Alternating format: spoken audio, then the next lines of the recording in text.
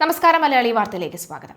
ഇന്നലത്തെ വി.ഡി. സതീശന്റെ മന്ത്രിസഭയുടെ സത്യപ്രതിജ്ഞയിൽ കാഴ്ചക്കാർ ഏറെ ശ്രദ്ധിച്ചത് മറ്റൊരു സാന്നിധ്യം കൂടിയാണ്.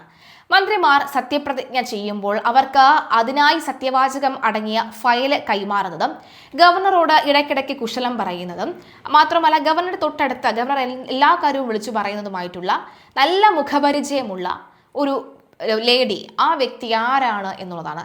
തിരുവനന്തപുരത്തുകാരുടെ ഏറെ പ്രിയങ്കരിയായ collector doctor K Vasuki IAS ആണ്. കളക്ടറായിരുന്ന ഡോക്ടർ വാസുകി IAS ആണ് അത്. എങ്ങനെയാണ് ഡോക്ടർ വാസുകി IAS ഗവർണറിന്റെ പിന്നിൽ വന്നത് എന്ന ചോദ്യമാണ് ഉയർന്നത്. അതിന് വളരെ പ്രധാനപ്പെട്ട കാരണങ്ങളുണ്ട്. മാത്രമല്ല, സത്യപ്രതിജ്ഞാ ചടങ്ങിന് പിന്നാലെ സോഷ്യൽ മീഡിയയിൽ ആകെ ശ്രദ്ധേയമാകുകയാണ് വാസുകിയുടെ ദൃശ്യങ്ങൾ.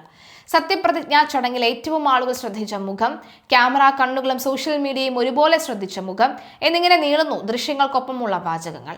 വാസുകിയെ അറിയാത്ത ചിലരെങ്കിലും ആരാണെന്നറിയാൻ ഗൂഗിളിൽ പരതിയിട്ടുണ്ടെന്നും പോസ്റ്റുകളിൽ വ്യക്തമാണ്.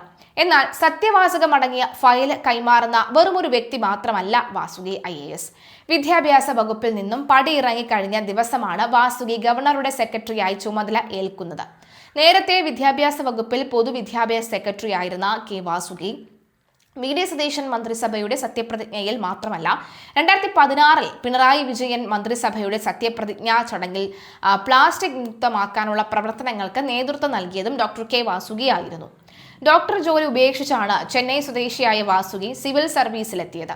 2008 സമൂഹത്തിനു വേണ്ടി എന്തെങ്കിലുമൊക്കെ ചെയ്യണമെന്ന് ആഗ്രഹമുണ്ടായിരുന്നു. ഡോക്ടറായാൽ ജനങ്ങളെ സംരക്ഷിക്കാൻ കഴിയുമെന്ന് തോന്നിയത് കൊണ്ടാണ് MBBSന് ചേർന്നതെന്ന് ഒരിക്കൽ വാസുകി പറഞ്ഞിരുന്നു. എന്നാൽ പിന്നീട് മനസ്സിലായി ഡോക്ടറെക്കാളും ഒരു IAS ഓഫീസറിന് ജനങ്ങൾക്ക് വേണ്ടി കൂടുതൽ കാര്യങ്ങൾ ചെയ്യാൻ കഴിയുമെന്ന് മനസ്സിലായി. അങ്ങനെ സിവിൽ സർവീസിലേക്ക് എത്തുകയും വാസുകി എത്തിയതിന് പ്രധാന കാരണം ഇതാണെന്നും പറയുന്നുണ്ട്.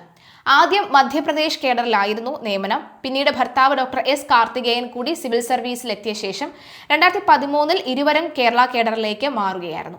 ശുചിത്വ മിഷൻ എക്സിക്യൂട്ടീവ് ഡയറക്ടർ എന്ന നിലയിൽ ആദ്യ സേവനം. തുടർന്ന് 2017 തിരുവനന്തപുരം ജില്ലയുടെ കളക്ടറായി.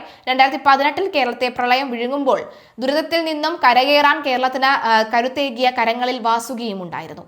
എല്ലാ പ്രവർത്തനങ്ങളും ഏകോപിപ്പിച്ച് വാസുകി മുന്നിൽ തന്നെ ഉണ്ടായിരുന്നു. അതേസമയം സെൻട്രൽ സ്റ്റേഡിയത്തിൽ ആയിരങ്ങളെ സാക്ഷി നിർത്തി വി.ഡി. സതീശൻ കേരളത്തിന്റെ 24ാമത്തെ മുഖ്യമന്ത്രിയായി. ആ കസേരയിലെത്തിയ 13ാം വ്യക്തിയായി സത്യപ്രതിജ്ഞ ചെയ്ത് അധികാരമേറ്റു. മന്ത്രിസഭയിലെ രണ്ടാമനായ P.K. കുഞ്ഞാലിക്കുട്ടി ഉൾപ്പെടെ 20 മന്ത്രിമാർക്കും ഗവർണർ രാജേന്ദ്ര വിശ്വനാഥ് ആർലേക്കർ സത്യവാചകം ചൊല്ലിക്കൊടുത്തു.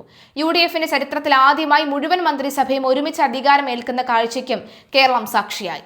കോൺഗ്രസ് അധ്യക്ഷൻ മല്ലികാർജ്ജുന ഖാർഗെ, പ്രതിപക്ഷ നേതാവ് രാഹുൽ ഗാന്ധി, പ്രിയങ്ക ഗാന്ധി, മുൻ മുഖ്യമന്ത്രി പിണറായി വിജയൻ, അതുമാത്രമല്ല BJP അധ്യക്ഷൻ രാജീവ് ചന്ദ്രശേഖർ ഉൾപ്പെടെ നീണ്ട നിര തന്നെയായിരുന്നു വേദിയിലുണ്ടായിരുന്നത്. മന്ത്രിസഭ അധികാരമേറ്റപ്പോൾ ആവേശഭരിതമായ ആർപ്പുവിളികളും ഒക്കെയാണ് നിറഞ്ഞു നിന്നത്.